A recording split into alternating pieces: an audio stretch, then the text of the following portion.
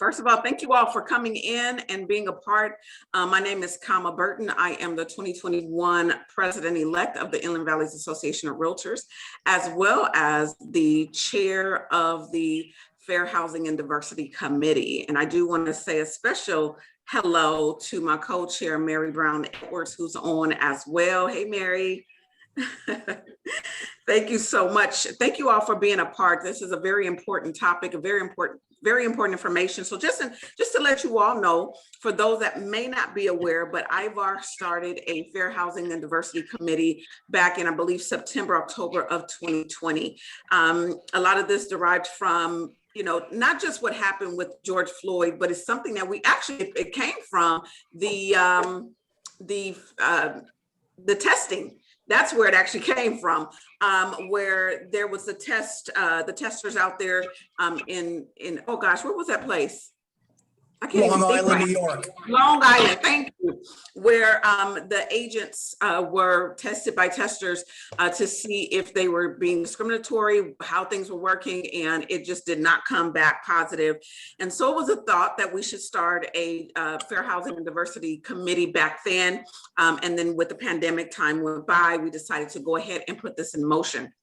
It's very important for myself and for many others that are on here. And so we meet on the third Thursday of most months.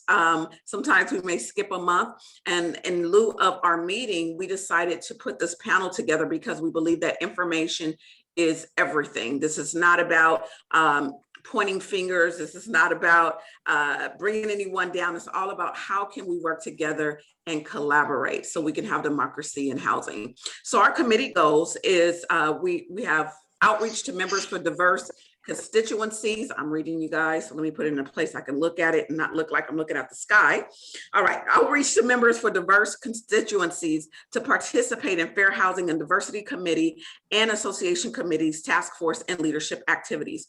Develops specific programs and activities with like trainings, educational, special events like we have here that promote and foster the purpose of the Fair Housing and Diversity Committee. To create a Fair Housing and Diversity IVAR webpage that includes resources, information for members and the public, coordinate and integrate with key stakeholders, groups, Fair Housing Council, Realtist, the group that we have here. This is a perfect example. And the activities of IVAR's Fair Housing and Diversity Committee, and last, to have a positive impact on fair housing and diversity issues related to the Inland Empire housing landscape through education, exposure, and strategic partnerships. So again, we're really excited for this conversation. I'm really excited for the great ones that are on here that will be our panelists today. Thank you, Mark Dowling, our IVAR's CEO, who's been has done phenomenal work. He continues to do phenomenal work and helping bringing us together. Mark, did you have anything? No, well said. And let's get going. All right. So if you all have questions, please feel free to use the chat. We're asking that you don't just unmute in the middle of our panel, and but Mark is moderating the chat as well. So we're going to ask a question for each of you. If you can just let us know who you are, which group you're representing, and how long you've been in the business. So we'll start with Lina first. Hi, everybody. Thanks for having me here. I've been in the industry as a broker, real estate broker, for 17 years. So I started in 2004. That's when I got my license. Prior to that, I was a software engineer. Just a little bit of history before my life in real estate. So I own my own brokerage, but my brokerage mainly focuses on property management and a few transaction commercial sometimes. And most of the time, I'm a broker associate with RE/MAX. So that's where, you know, I list all my properties with. Yeah, I have a team of 6 agents, and our team is called Prodigy Group. So you might see that when we submit offers, you'll see offers coming from Prodigy Group. That's my team. Yeah. So I'm a truly believer of education. So I do give a lot of classes, and I try to participate as a volunteer teacher, you know, with collaborating with IVAR, CVAR, and several board with topics that I think that are important, but nobody is offering in the industry. So we try to fill in the gap. So, but I think the education needs to be flowing to keep it alive. If we don't, you know, we don't pour, you know, our knowledge out of our head, it dies there. So that's why I think education is really important. Yeah, and it helps agents in succeed in their early stages. And what group are you representing today? I'm representing AREAA, Asian Real Estate Association of America. Beautiful, Yes. beautiful. Thank you so much. Ulises, sorry. Did I say it wrong? No, you got it perfect. Okay. Hello, everyone. My name is Ulises Vega. I'm actually pronouncing it the way Hispanics would do it. In America, it's more Ulises, but I always go back to my roots. I'm proud to be Hispanic. Ulises Vega, broker owner. I've been in this beautiful industry going on 18 years, 5 as a broker owner. I have a team of 22 agents. I also have my DRE approved escrow division and working on getting my NMLS license. But I absolutely love this industry. I love helping people. And again, I want to be able to reach out to anybody that's ever dreamed of owning a home. Immigrants, it doesn't matter where you came from. If you ever dreamed of owning a home, I want to make that happen. And one of the things that Lina mentioned about education, I'm very big on education because I never had a broker that actually pushed education. I didn't have brokers that actually cared if we succeeded or not. I felt like I was a number. I felt like I was one of 300. And if I succeeded, great. If not, there was always the top producer. So I would always say, man, if I was a broker, that new agent would have never left. So I wanted to be the broker that I never got to see. I love developing new talent. I'm representing NAHREP, which is the National Association of Hispanic Real Estate Professionals. I'm actually the 2021 SoCal Inland Empire chapter president. We're going to be having our last, thankfully, our last virtual event on Thursday. And then we're going to go completely live. I cannot wait to see all the beautiful faces and just be out there and seeing the people, the interaction. But again, I'm all about education. I'm all about leveling up. I'm obsessed with learning. I'm always reading books. I'm always picking up people's brains because there's always somebody out there better, more knowledgeable than you. And it's important that we continue to grow and feed the mind and surround ourselves with heavy hitters. I've known Lisa for 20 plus years. Ameer, my dear brother, I love you to death. I'm always asking him questions. So again, I'm always learning. So today I'm going to be a student of the game and learn from all of you. Well, we look forward to learning from you. Today, you're the teacher. So we get to learn from you. And you know what? You said something that just triggered me. I just opened my own brokerage, CMB Realty Services, and I'm the same way. I wanted to do like you, just being able to get the new minds and help them. So it's a beautiful thing to meet like-minded people. All right, Ameer. Wow, thank you for having me, certainly Mark. We appreciate this opportunity. My name is Ameer Elahee, and I am the Inland Empire chapter president of the National Association of Real Estate Brokers. And we're the largest African-American real estate trade association in the country. And so I have been a member off and on of the National Association of Real Estate Brokers for 25 years. Nice. And not only that, but it really is and I think Kama may have mentioned it earlier, our motto is democracy in housing. And so the quick history behind the National Association of Real Estate Brokers is that it was organized in 1947 because the National Association of Realtors would not allow African-American real estate brokers or agents to become members. That did not happen until 1966. So we basically had an opportunity to serve African Americans throughout the country. It was organized in Florida in 1947. And I'm actually a super proud member. I said that when I joined, I was really a young realtor, but I started out as a housing counselor. So helping people prepare for home ownership is really my background.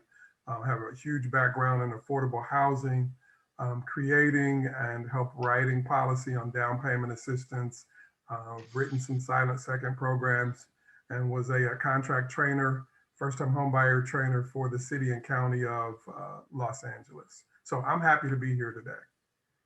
Well, thank you so much. And I look forward to hearing even more about each and every group. Again, for those that may have just jumped on, if you have questions, just put it in the chat. Make sure we don't unmute in the middle of the panel. We would greatly appreciate that. All right, so my question, I know Ameer just gave a little brief history about the Realtist group, which I am a proud member of as well, been a member for the last 3 years now. Let's start with Ulises. If you can let us know just a little bit of history of your group and what you all, what is your mission? Well, I represent the National Association of Hispanic Real Estate Professionals. It was actually co-founded by Gary Acosta 20 years ago, March of 2000. And there's over 100 chapters nationwide. There's about 40,000 members. And I'm blessed to be one of the 100 plus chapter presidents. I'm also very proud and blessed to say that I'm a NAHREP 10 certified trainer and coach, and there's only 57 of them in the country. So again, I'm so obsessed with learning and getting better. And what Lina said is that, if you have something to share, if you don't share it, it kind of dies. So my mission is to pay it forward and be able to allow somebody else to dream, somebody else that could say, man, I heard this crazy Latino say something about, empowering homeowners, and it made me, resonate and do something about it.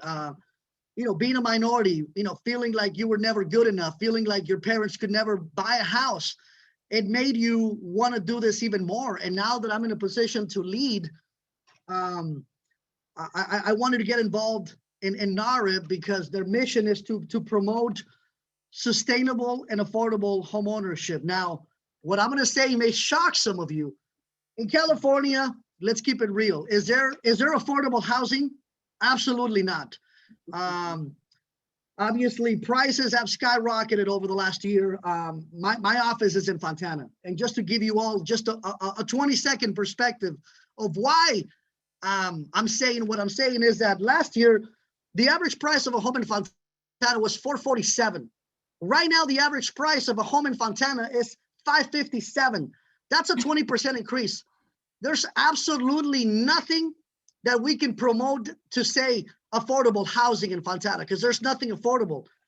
In San Bernardino County, the average price of a home in San Bernardino County is $504. Last year, pre-pandemic, $380. It skyrocketed 25%. So how can I look at Lisa that wants to buy a home and say, I am going to promote affordable housing? She's going to be like, are you out of your mind? There's nothing affordable. Buyers are getting outbidded with 40, 50 offers. A first-time buyer, millennial, unless he gets a gift or gets a co-signer or a fiance or a spouse, one person has very little chance of owning a home. And I feel that we can do more to promote that.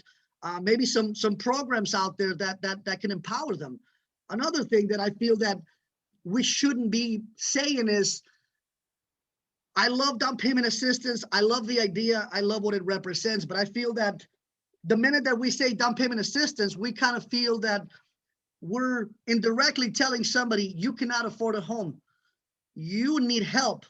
You're on the minority. You're on the lower end of the spectrum. And to me, I don't care what you look like. I don't care what color you are.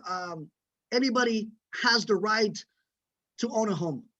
And that's what we're here for. And anything I can do to help not just the Hispanics and Latinos, but Afro-Americans as well. Some of my dearest friends that are musicians, like myself, are Afro-American. So to me, being able to represent those huge groups is very, very meaningful to me.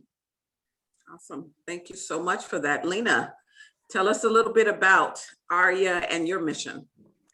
AREAA was founded in 2003, and our mission is to improve the Asian American and Pacific Islander communities' lives through homeownership. And that's the group we call AAPI. So it's Asian American and Pacific Islanders. Our members, we have 17,000 members throughout North America, spread in 42 chapters. We have a chapter in Canada as well. So we have national conventions every year, and we meet and we discuss, brainstorm. Well, the AAPI group, I think it has more, I wouldn't say more issues, but more things we need to worry about, I guess, compared to other groups because of the language barrier and the huge gap in cultural difference and what they believe in, you know. So for them to be able to buy a house in America, it's I believe I think there's a bigger gap in terms of being able to understand the complexity of the transaction and not being able to read any documents in English and having to trust their own agents to tell them, sign here, sign there, and not being able to understand any single word on the paper. So I think that's, I think we have more issues that we need to take care for the AAPI community, and especially for the new immigrants coming into the country. Yeah, so I believe the language barrier is one of the major issues with our group. So AREAA is being trying to improve in that that aspect by you know, educating the agents, you know, I mean, on feng shui stuff, you know, why do they believe in feng shui and things like that, and trying to educate agents from other ethnicities, trying to understand, you know, how our buyers think when they're buying a house and what is important for them. Why is it really important to close on certain day when the feng shui is good and not other days? So there's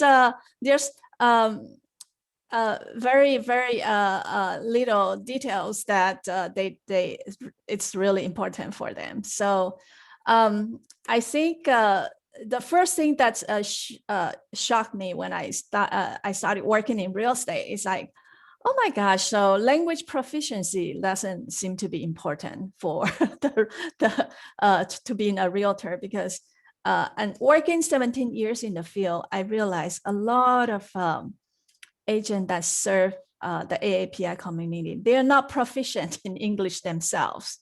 So, and there's no way for their clients to know their English is not good, because their client, they don't understand English at all, right? So how can they tell they've been guided by somebody that is proficient in English? So I really would like to suggest to add an English proficiency test as a prerequisite for the real estate license. Yeah, so that's something I would be maybe suggesting, yeah, to the CAR maybe. Well, you know what's important, or the Department of Real Estate, because I'll tell you this, what's important about this involvement, as I'm listening to you all, I'm going to get Ameer's why in a minute as well, but there's something that resonates with you all. That's like, you know, I have to help this group of people for this reason. Thinking about the language barrier, a lot of us don't think about that a lot of times, you know, as far as other cultures being able to read the purchase agreement because it can only be translated, I think, in like 3 different languages.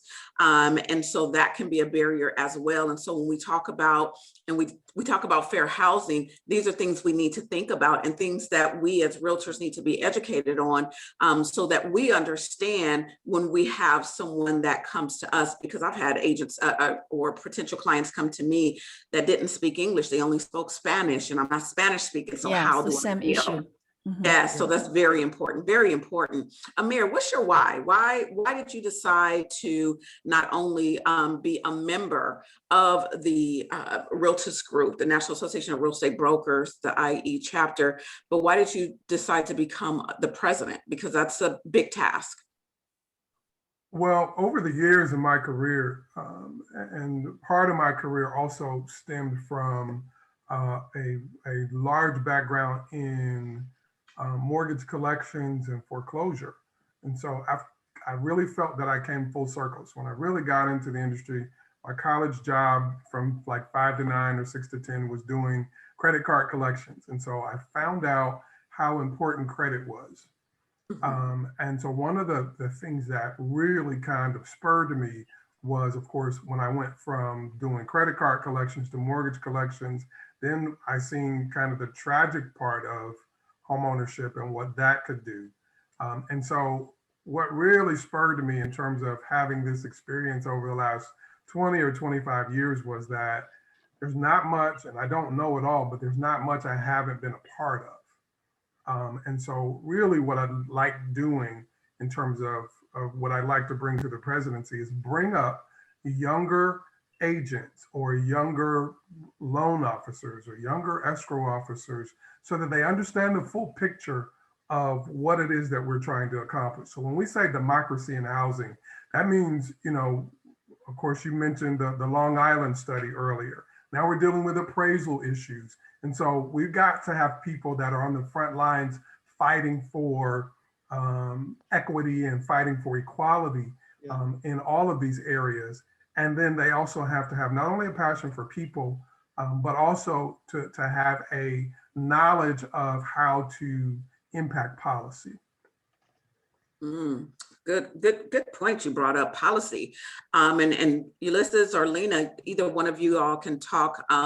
How important is policy within your organizations, and what are you all doing to help change and adjust some of the policies that may be affecting home ownership for the groups you may be representing? As AREAA, actually, we do travel to Washington, D.C. every year.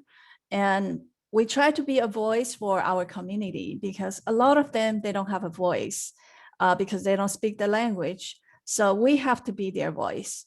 So I think there's a lot of education lacking in the AAPI community. I think because there's not such a thing as credit. You know, in Asia. So, and I think the credit education is really important for the AAPI community. You know, how to build your credit and, you know, how, you know, you have to build your credit slowly and increase your potential of getting housing, because in the United States, everything is about credit, right? You have to have a good credit, you build your credit slowly, and it takes time. You know, because AAPI community, they like to use cash, right? They don't know by using the credit card, you can build credit slowly. And that's how we need to teach them how to do that. So policy wise, we are pushing every year through our trips to Washington, D.C. I think all the chapter representatives, we meet Washington, D.C. and try to talk to the lawmakers on various aspects to help the AAPI community and become a voice for them. And every year we come up with different topics that we talk to them about. That's awesome. That's awesome. Wow, you know, you learned something. We're learning something as far as I noticed a lot of the buyers I've worked with from the Asian community, they come in with large amounts of cash. And it's been like that throughout my whole career. And now I understand as to why this is why. So that makes a lot of sense, How about you, Ulises? Is there, what are you all doing for policy? Are you going to DC or Sacramento? Yes, actually, to kind of piggyback to what Lisa mentioned was that I got a chance to go to Washington, DC, and this was pre-pandemic, April of 2019, and we got a chance to talk to our constituents and let them know, hey, this is what the people are asking us. Are there any programs on affordable housing? I know I keep bringing that up again, but letting them know, hey, this is what the people want. They want to buy a house, but there's not a lot of loan programs out there. So to be able to be the voice of the people, to be able to be the voice of those that don't feel they have a voice, it was empowering, and it made me want to get involved in this movement much more, because my parents were not educated when it came to buying a house. They felt that they needed that 20% down. We didn't know what FHA was, or down payment assistance, or gift. We had no idea. So if somebody would have educated my family 30 plus years ago, how many more families could have purchased a home? So I want to make sure that nothing happens like that moving forward to other families. Awesome. Ameer, what are you all doing for policy changes? Well, there are a couple things that are really high on. One of them, and again, wasn't that we did it as a group, but we've certainly been advocates of dealing with the FHA and how they were dealing with student loans. And so it may not be something that, and when we say democracy in housing as our slogan, it means across the board. So if there's something that can help everyone overall, that was one that was really, really big. And so we're glad to see that change has come down the pipeline and really is making an impact on how people are able to qualify. Probably more on the state level, we're working with trying to get down payment assistance as well. I think that there are some programs that are out there that really will benefit, again, everyone that is looking to buy a house and build wealth. And so I'll tell you my personal, you asked earlier kind of why, my personal kind of drum or soapbox, I should say, is really trying to bring down the wealth gap. And so we see that the wealth gap is just tremendous. And home ownership is one way, not the only way, but one way that we could really, really impact the wealth gap and decrease it. But it also just opens up so many more opportunities. So the wealth gap is really a huge one for me, and certainly wherever I go and wherever I speak, and whenever I'm speaking to even potential clients, I am going to be addressing the wealth gap issue. Sorry, I was on mute. Mary, I see there's a chat. So if you can ask that question in the chat, I would really appreciate it. Thanks. Good morning, everyone. So the question is from Mark. Within each of the respective communities you work in, what do you see as the 3 or 4 biggest obstacles, impediments to home ownership?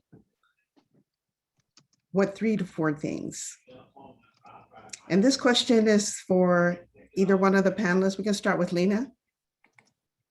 Well, I have mentioned a couple of things earlier. I think the language barrier is one important thing, and not having realtors that serve the community that has high proficiency in English. I don't know how they pass the test, but I do come across from time to time agents that they don't even speak the English, but speak English and well, and they don't read English well, but they are licensed. And so, and they are serving our community. So, and every time I'm like, oh my God, good luck to their clients. So language barrier is one thing. And because of language barrier, they don't understand the language. So there's a lot of opportunities lost for the AAPI community. I mean, especially if they don't know what opportunities are out there, like down payment assistance programs. They don't understand, and they don't understand how to qualify for those. So there's a lot of opportunities lost for them. So I do really think all these different programs, they should come in different languages so people can understand, and we can help promote them if they're drafted in different languages as well, and being able to educate these different communities that these programs are accessible to them. Yeah, another thing is the credit education. So there's the concept of credit almost doesn't exist in Asia. So for these new immigrants coming into America, they need to understand what is how to build their credit. Don't put all your cash in your safe deposit box, put it in the bank, and you have to start building your credit by getting a few credit cards. Don't just spend your cash. So there's a lot of education gap in the AAPI community, I think. And also another mission of AREAA is try to work with agents from different ethnicities. You don't have to be Asian to be part of our membership. So you could be non-Asian, and we have a lot of non-Asian members. Is anybody that wants to work with the AAPI community is welcome to join us. So we have different classes trying to help them understand how the AAPI community think and behave. So trying to close the gap, cultural gap. Yeah, so I think there's a lot of problems with the new immigrants coming to America, because first they have to cross the gap of the language barrier. Then they need to adjust to the new lifestyle and the new culture. So sometimes, there's a lot of misunderstanding created because of cultural differences as well, just throughout the transaction. So, and the agent's role is really important, I think, especially for us to be able to serve the AAPI community. The agent role is really important, because you have to be able to communicate back and forth with the other part, right? Say you're representing buyer, then you need to communicate with who is representing the seller, and trying to explain to them how they're behaving this way or the other way, and trying to mitigate all the differences. I think the lack of understanding cultural wise is another issue that we face on a daily basis when we're in a transaction as well. So I think those are the three, consumer education, agents education, and be able to provide the different documentation in the different Asian languages. I think it's very important for us. I think that will help the AAPI community to be able to capture all the opportunities to housing. I mean, that's their dream to move into America, right? The American dream is to own a house in America and be able to educate their kids here. Everybody's attracted to America because of the school system. They're really admire the American system, and they feel like they come here, they will be able to have a stable, and they will be able to live in a free country, grow their children, and have a stable life. Yeah, and the stability comes with home ownership. I think that would be the first step for these people. Wow, Yeah. awesome. That is awesome. Ameer. Wow, that was really good. And I think that one of the top ones is going to be credit that we're seeing. We have a program, and the two, I'll tell you the top two that I see a lot. We're going to be credit and debt, frankly. We have a program that we've been talking about for several years now called House Then the Car. And so, I see personally you know, and a lot of it is younger people. But I won't be get into ageism. But the big thing is car payments. Car payments are absolutely huge, and why credit actually impacts that is because people that have poorer credit, then of course everybody wants to buy a car. But if you've got poor credit, then you know that $20,000, $30,000 car may end up costing you $500, $600, $700 a month because of poor credit. And then when you get to the mortgage qualifying, now you've got a $600 car payment. You know, and then what I'm really seeing and why credit is so important is that it is not a luxury car that they're paying $600 for.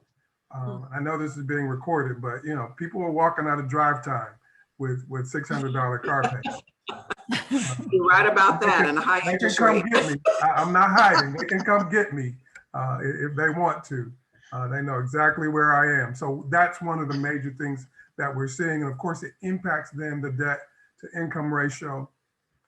I think also that as a nation, we've got to reevaluate. So even though HUD has come down and changed this, the qualifying on student loan debt, I mean, we just got to look at it. Lina was just talking about, you know, the education in the school systems, and we just fell off a cliff.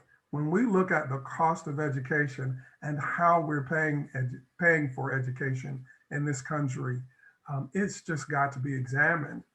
You know, and we can go back, especially in the African American community at the height of the civil rights movement. It really was talking about being able to go to school, get a degree, and then get a good job so that African Americans could really live the American dream. And what they've really done, and not just to African Americans, but they've turned that college education into a corporate business. And so for a lot of people who are low and moderate income or modest means, it means that they're actually now borrowing hundreds of thousands of dollars to go to get a college education. It is really impacting the wealth gap. And we really have to take a look at that. So those two things are really, really huge that I see, and it's across the board. Yeah, one of the things that I've read, matter of fact, Ivar had it out in their magazines. If you guys aren't reading the magazines, it's not a huge read. Just check it out. It comes into your inbox. But a couple of months ago, it was talking about the student loan debt, and among Black students, their debt was higher, was on average $40,000 versus white, which was $30,000. And that was just the statistics that were given. And so it's very true. The student loan debt is just, I don't know how many, and I know we've all probably come across, especially our lenders, where the student loan debt has had to be a lot of it paid down just for them to get some type of, like Ulises said, I want to say affordable housing, but we can't even call it that, but some type of housing, you know, in order for them to qualify. So you have student debt on top of potentially a higher interest rate due to low credit. It just, you know, it gets a little crazy, right? It snowballs. Yeah, snowballs. Absolutely. Absolutely. All right, Ulises. Well, I kind of piggyback to what Ameer said, to what Lisa said, but some of the challenges that I'm seeing over and over is the fact that, number one, a lot of real estate agents are not putting an effort or emphasis on educating themselves before they educate the consumer. It's kind of like a blind person walking another blind person across the street. It makes no sense to me. How can I educate Mr. and Mrs. Jones if I don't know what loan programs are out there? The process of buying a home in today's market. Buying a home in today's market, pre-pandemic and post-pandemic, it's two different worlds. And I tell my agents, if you're not out there in the trenches, writing offers, showing properties, negotiating contracts, you're out of touch with reality. And that's why I'm so obsessed with learning and educating. Another thing, obviously, is the lack of inventory. We are perfectly aware that the lack of inventory has driven prices up. Another thing that concerns a lot of buyers, especially first-time buyers, is that they feel forced to have to waive everything in an offer in order to get it accepted. Meaning I have to waive the appraisal contingency. I have to waive inspections. I cannot ask for a home warranty. Forget about that termite inspection. So they feel like they're buying something as is, but blindly. An earnest deposit of more than 3% of the purchase price. Getting outbidded $100,000 over, something that, in 17 and a half years of being in the business, I've never seen it. So it is discouraging for a first-time buyer in their early 20s to be able to see this. And they're like, Ulises, I don't know why you're so damn optimistic when there's nothing to be optimistic about. And I say, listen, we only need one house. I am committed 1,000% to making your dreams of ownership a reality. And again, credit education is another thing. Another thing that I definitely want to push is again, education. I don't want to be perceived as a real estate agent. I think that's a very vague and basic title. When somebody says, what do you do for a living, Ulises? I tell them, I'm a real estate wealth advisor. Well, what the heck is that? That's pretty fancy for a realtor, don't you think? I'm like, no, I'm going to help you and your family build wealth. And real estate happens to be one of the vehicles. I'm not a real estate agent. I can have my 12-year-old Gavin open a vacant door, and it doesn't make him knowledgeable. There's more to it than just opening a vacant door. I want to educate and change lives because my family never had a Ulises that gave a damn. So I want to stop that chain of buyers buying a house and not being educated. And then later on hearing, oh my God, I got screwed. My realtor didn't tell me. My realtor told me to waive the inspection. My realtor didn't tell me, I hear horrific stories. So that's what continues to drive me to be the best broker that my clients have ever seen because of that. What are you all doing under the National Hispanic Real Estate Professional Group? What are you all doing to help your agents and brokers and lenders to educate them, to educate the consumers that they're dealing with, the Hispanic consumers that they're dealing with that may have a concern with what you just mentioned? Well, definitely workshops. Gary Acosta, the co-founder, is definitely very big on making sure that every single chapter, even if we're doing virtual events, that it's mostly about educating our members, our realtors, our lenders, because how can we educate the consumer if we don't know what policies are being affected? What new programs are out there, how competitive the offer is. We're doing workshops on how to get your offer accepted in today's market. We're interviewing, what we call the NAHREP top 250 agents, the top 200 agents in the nation. What are they doing different? I was in a panel and I was asked, Ulises, how did you survive the pandemic when half of the offices in Fontana were closing shop? Well, it started with mindset. You gotta have that relentless pursuit of excellence and that mindset that I am not gonna be denied. I'm here to stay. And again, the more you learn, the more you'll earn, and the more you know, the more valuable you're gonna be to your consumers. And I'm all about educating the consumer. I always tell everybody, I offer free, no obligation consultations. I walk them through the process of buying a home. I walk them through the process of selling a home in today's market. They ask me, there's 1.5 million realtors in the nation. What makes you so different? I am gonna leverage social media and marketing and videos to promote your home. I'm not gonna just put it on the MLS. I'm not gonna just put a for sale sign. There's more to it. When you hire my team, you're actually hiring 23 agents for the price of one. So there's more to it. There's education. But NAHREP is very big on making sure that education is there. Workshops. Again, there's 100 chapters and all of them are committed to making sure that education is at the forefront of their menu when it comes to their events. Awesome. Mary, I know you're checking the chat, but you put a great question in there. If you can go ahead and ask that question. Yes, and some of it you all have touched on, but I just wanted to see if are there any efforts that you guys are looking at that will help build cross-culturally? For example, Lina, you mentioned, and it was a great aha for me about using credit instead of cash, and language barriers, and how certain things are specific to each culture. What things do you think you guys can bring together to bind the cultures together, even with those idiosyncrasies?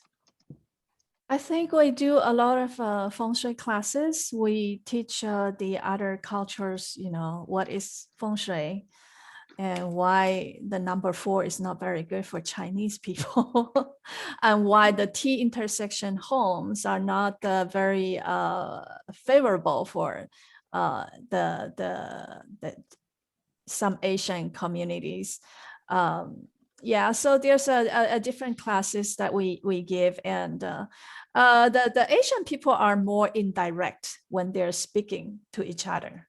So, and the American culture is more direct. You just speak what you think, correct? But in the Asian culture, you think, but you don't speak it out. You Correct. indirectly, trying to suggest or something.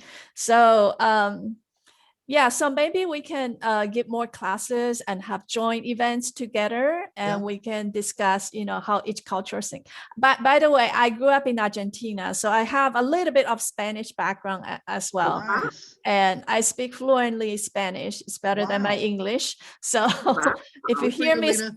yeah, Good if you for hear you. me speaking on the phone, you can, and when you see my face, you just cannot put it together. So, I can't wait to meet you. Oh, wow, that's awesome. Oh. Awesome. Yeah, How so about you, Ameer? yeah, so it's kind of interesting that my life took me to Argentina, and then well, I spent 10 years in Asia, then 10 years in Argentina, and then the rest of my life in America. So I know there's a huge cultural differences when I travel to these different countries, and it's like sometimes I know the American way is being straight when you speak, but that doesn't mean that you're rude. It's just the way you think, so sometimes you need to explain to the customer, no, they're not trying to be rude. They're just trying to speak what they think, and they're very straight. That's how the culture is. So sometimes we have to be the one mitigating these differences, right? When we're being in the role and trying to, I would say not translating the word, but translating the even like the body language, the feel. Yeah. So, yeah. So that's very, very important to that cross culture is super important, because we never know who our next buyer or seller is going to be. So it's good information. You guys, we're going to be wrapping up shortly. So if you all have questions, please put it in the chat. Go ahead, Ameer. You look like you had a response. Well, I was identifying with, and I didn't even bring it. I ran across an article. So several years ago, I was actually working with one of the Korean banks. My office was in Koreatown, and so we actually helped a lady with a city down payment assistance program. And it was, at the time, I think it was $100,000 through the city of LA. And so we ended up having our homebuyer education translated into Korean. And I did classes. Actually, I did classes at Chinatown Service Center in Los Angeles, and it was translated. And so as Lina was talking, I've been training for a while. And so all of my jokes in English didn't transfer into Chinese or Korean. And so it was quite a cultural lesson for me. What we really want to do, and it's a great question.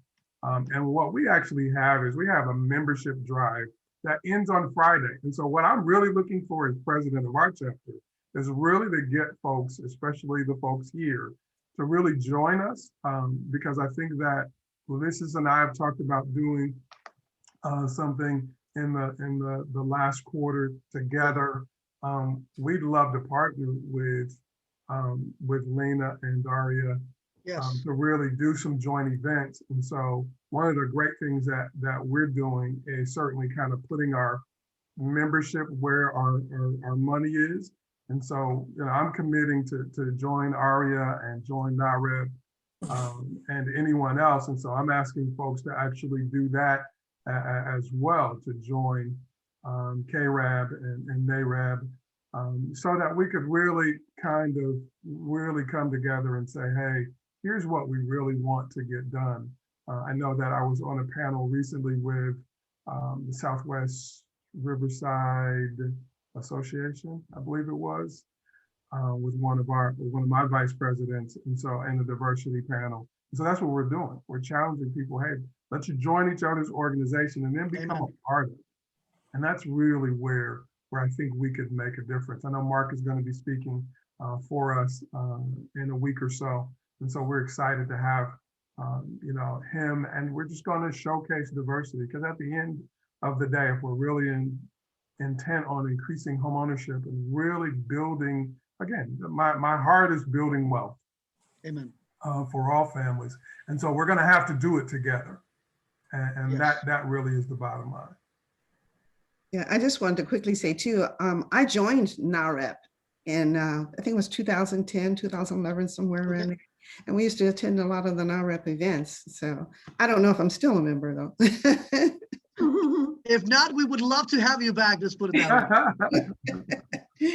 All right, Ulises, if you can just let us know the answer. What are your thoughts about the cross-cultural collaborations?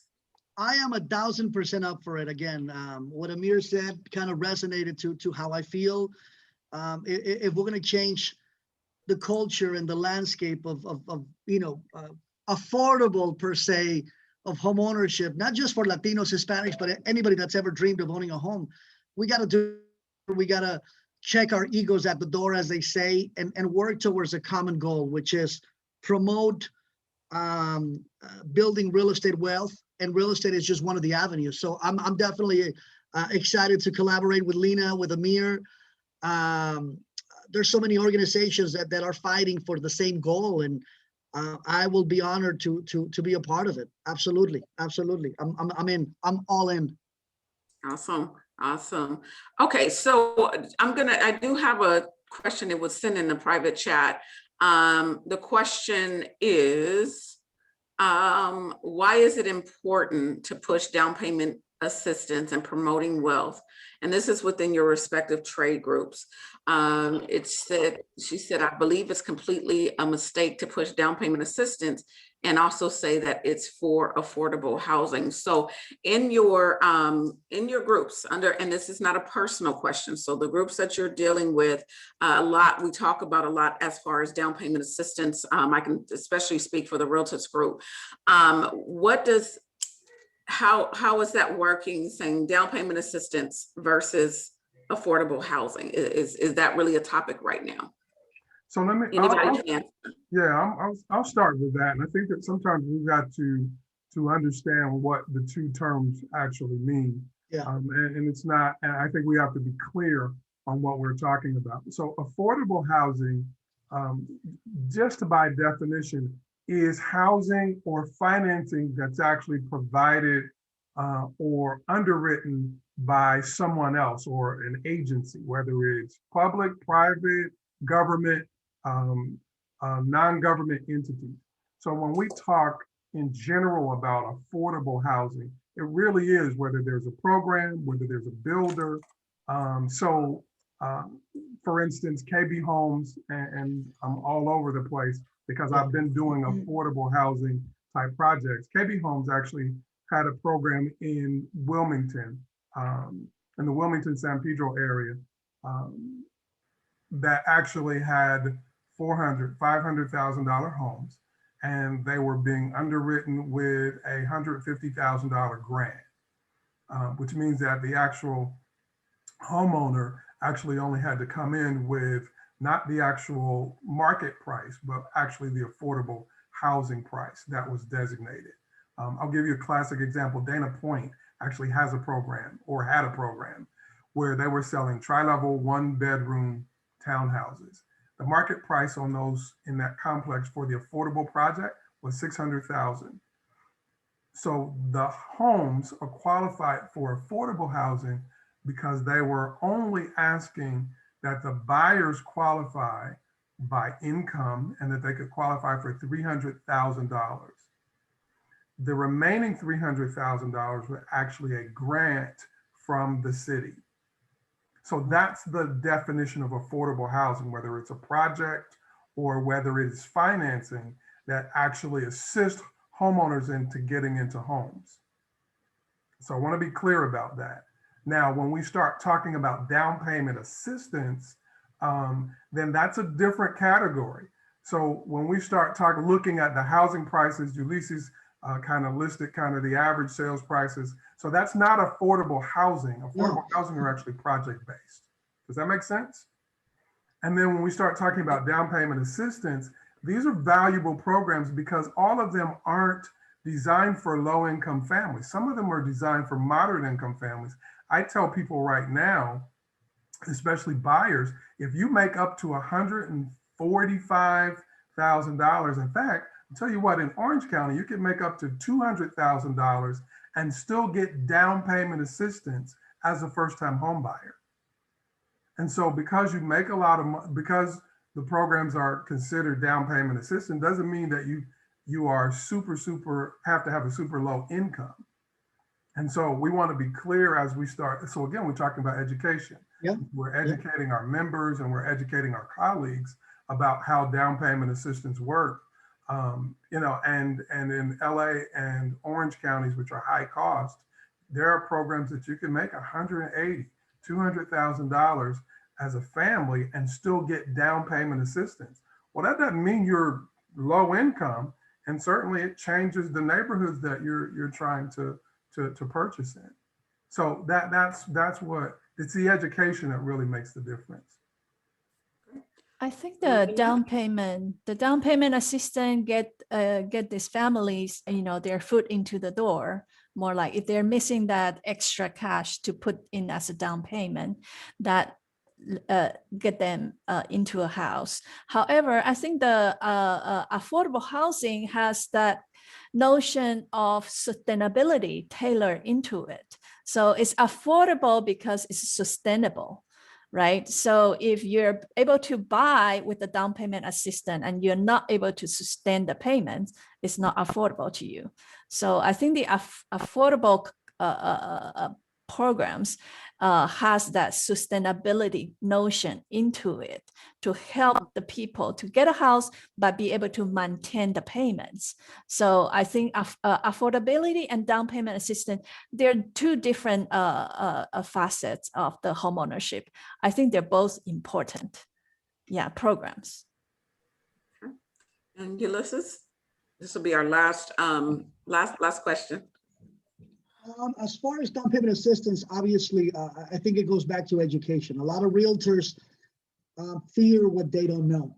So if they're on the buying side or the listing side, a lot of times they may shy away from a client that is looking for down payment assistance because they themselves have not been educated enough on that. And again, it comes back to searching for that knowledge. You know, if I don't know about something, I'm going to try to seek knowledge, and I'm going to try to reach out to somebody like Ameer that is knowledgeable. And that, remember when the market crashed and nobody wanted to do short sales. And I was like, okay, well, what am I going to do? I got to learn this niche because that was what was being dictated as far as the market. I didn't have an REO account, so I had to figure out a way to still be relevant and thrive in that industry back then. So I learned how to do short sales. So going back to down payment assistance, a lot of realtors don't want to learn how down payment assistance loans can benefit families. Now, in this crazy market, when you have 40 offers and it's been listed for 3-4 days, are they going to have a lot of leverage up against conventional and cash offers? That's a topic for another discussion, but I think it goes back to knowledge.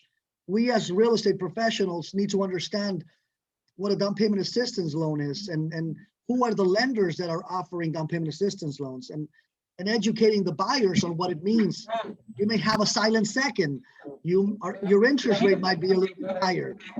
So it boils down to Lisa, education. Lisa, can you, thank you. Absolutely, absolutely. And thank you all. We're winding down time, or time is winding down. I appreciate each and every one of you all for being on.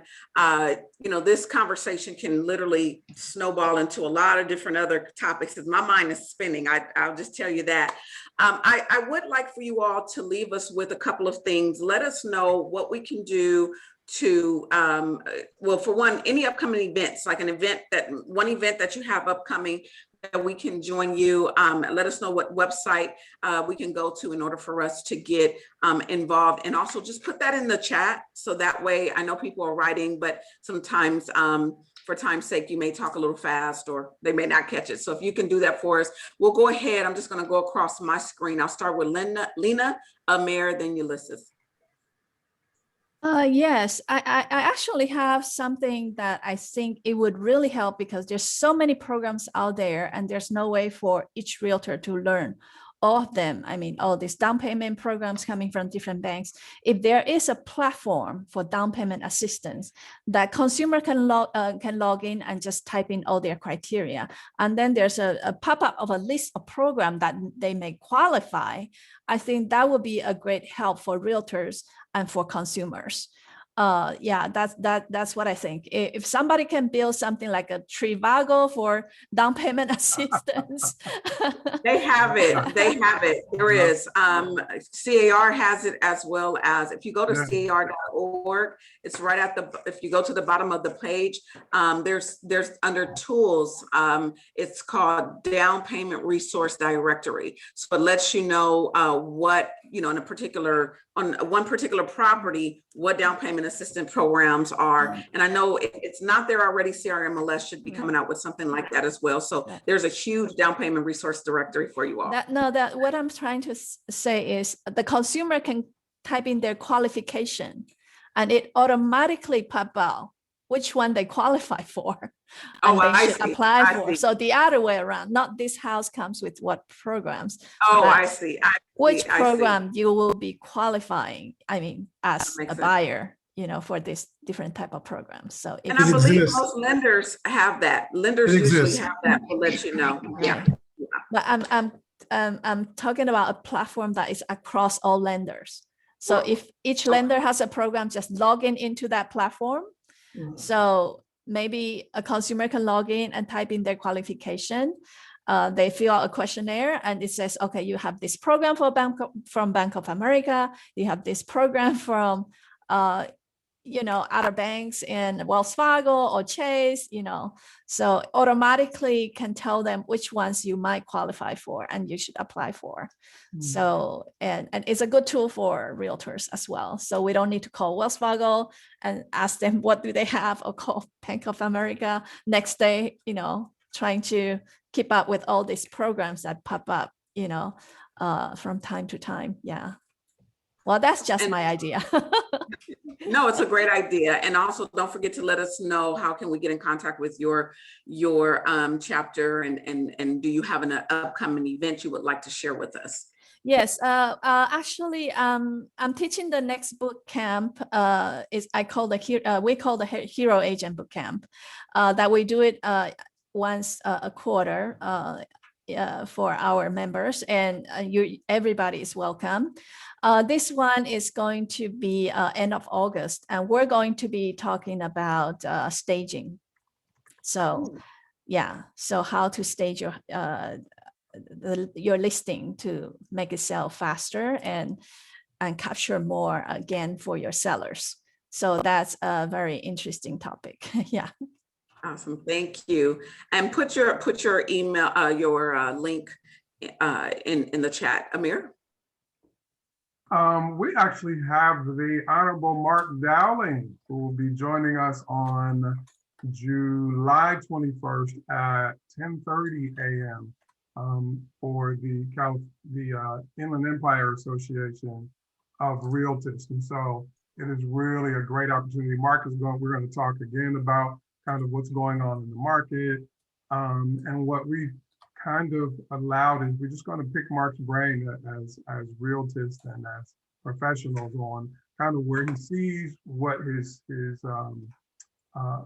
experience tells us about being in a market like this and what we could look forward to in the next 6, 12, or 18 months. So we're excited about having Mark there. I will post a link if I can get to it before we, I did post our link in the chat, and then if I could get to Mark's flyer, I'll get it to you before we close. So, and Ulises. I'm definitely excited to invite all of you for our next virtual event, which is going to be called Financial Planning for Professionals, Building Business with Tax Advantage. It's going to be this this Thursday from 1 to 1:30. It's our last virtual event. It's a free event. And what we want to do, again, going back to education, is making sure that the real estate professional, that once they get that commission check, that they know what to do with it, that they don't blow it up on that vacation and end up coming back with no money. You don't have any business. You didn't save for taxes. You didn't reinvest in your business. You didn't open an AREAA. So we want to make sure that we educate the professionals, because they work so hard to close that transaction, and to not be able to build wealth themselves. I think it's a sad story. So it's going to be this 15th of July. It's free. I'm going to share the link below so that all of you can register, and it'll be amazing to see all of you there. Actually, we have an event coming up July 29th. It's our membership appreciation day. Oh, So cool. I'm going to post the flyer there, and everybody's welcome. Ameer, Ulises will love to have you there as well. Absolutely. And meet our members. Yeah, so I'll post the flyer on the chat window. Well, thank you. We greatly appreciate you, all three of you all, for being a part of this, and those that have joined us on today. It is important that we keep fair housing at the forefront of our minds. I know that there's an assumption that everybody can get into a home. It's just that easy. Just apply, you could just get in. But you'd be surprised some of the barriers and some of the things that we deal with. And each group here has things specifically to help with the consumer, and help agents and brokers and lenders as we navigate through this thing we call real estate. Again, we have our Fair Housing Committee. There was a question asking if there's any cultural classes offered at IVAR at this moment. Not any cultural classes, but one thing I love about IVAR is that they're open. If someone wants to teach a class or have an idea about a class, you can take it to Melinda, let her know. And if it's something that IVAR is okay with doing, then it's just a matter of getting the people in to facilitate that particular class. So other than that, again, we meet the Fair Housing and Diversity Committee. We meet every third, I won't say every third Thursday of the month, but there's some months that we skip. If you all have any ideas in regards to what else you would like to see, doing a panel like this was one of my goals with this group, this committee, because I think it's important to hear and see those in the industry. And one thing that's been said across the board is education, education, education. Correct. I don't care how many years you've been in this industry.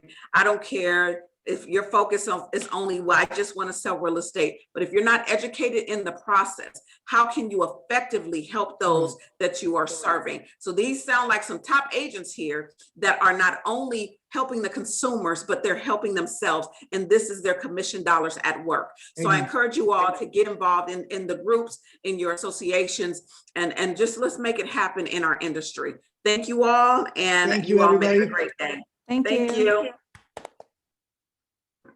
Thank you, everyone.